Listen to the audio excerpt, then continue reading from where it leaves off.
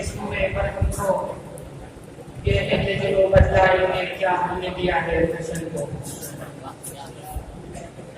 صدر محترم حکم صاحبان، خوشبخت اکرام و دیگر سامعین، موضوع خطابت ہے ہندوستانی مسلمان اور حب الوطنی.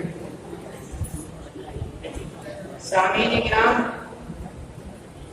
ہندوستان ایک بہت بڑا ملک ہے.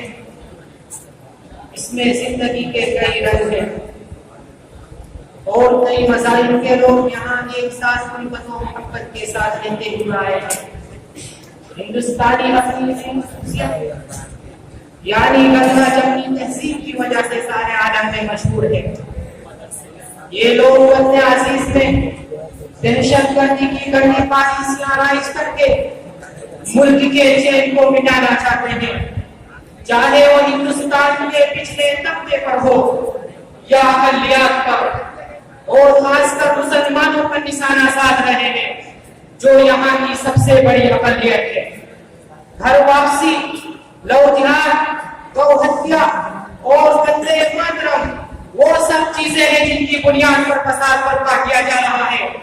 اور یہ الزام لگاتے ہیں کہ ہندوستانی مسلمان غدار وطن ہے، وطن سے محبت نہیں کرتے، اس لیے ہندوستان چھوڑ کر پاکستان چلے جائے.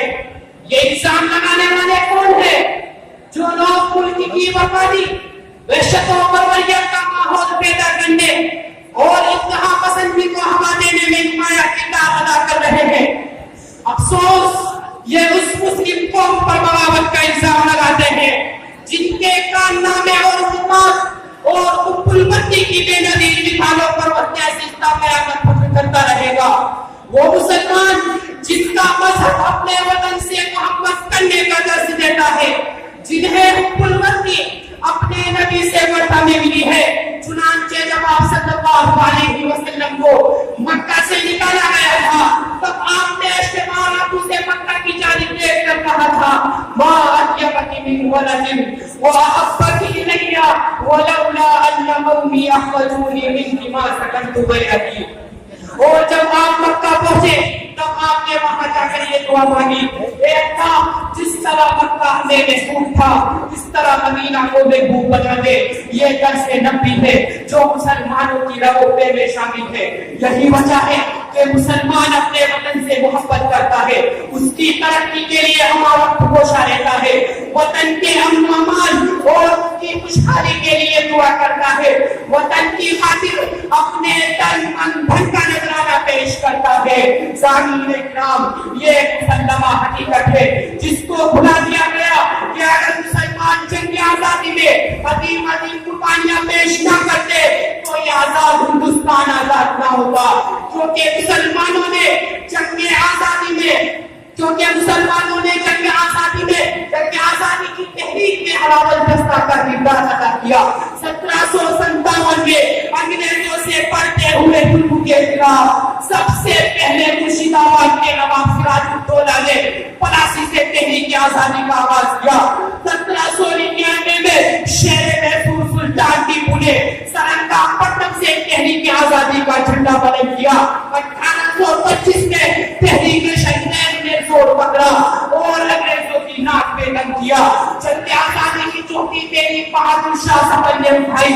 1857 میں اس تحریک نے مزید پختگی کے ساتھ آواز اٹھائی اور صرف اس تحریک میں 27,000 مسلمانوں کو پھانسی دی گئی. آگے چل کر مولانا عنایت علی صادق پوری رحمہ اللہ کے ذریعے تحریک کو نیا جوش ملا اور علماء صادق پور اس میں شامل ہوتے چلے گئے اور پورے ملک سے سارے مکاتب فکر کے علماء نے حصہ لیا. تحریک ریشمی رومال کو مولانا ابوالکلام آزاد اور مولانا عبید اللہ سندھی نے قائم کیا. انگریزوں کے خلاف سب سے پہلے جہاد کا فتویٰ میاں نبی حسین محمد دہلوی نے دیا، جس کے نتیجے میں راولپنڈی کے کھانے میں دھکیل دیا گیا. تاریخ تحریک آزادی ان کے مؤلف تارا چند کے مطابق صرف جماعت اہل حدیث کے 5 لاکھ علماء جنگ آزادی میں شہید کیے گئے.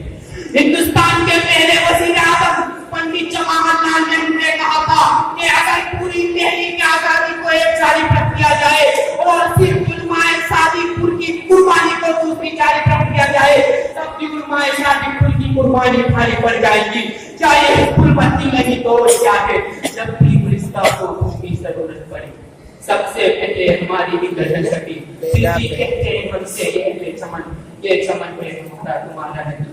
اب آخر میں چلتے یہ کہوں گا، مذہب نہیں سکھاتا آپس میں پیڑ رکھنا، ہندی ہے ہم بدن ہے، ہندو سکھا ہمارا آمین، وآخر دعوانا الحمدللہ رب العالمین، والسلام علیکم ورحمۃ اللہ وبرکاتہ۔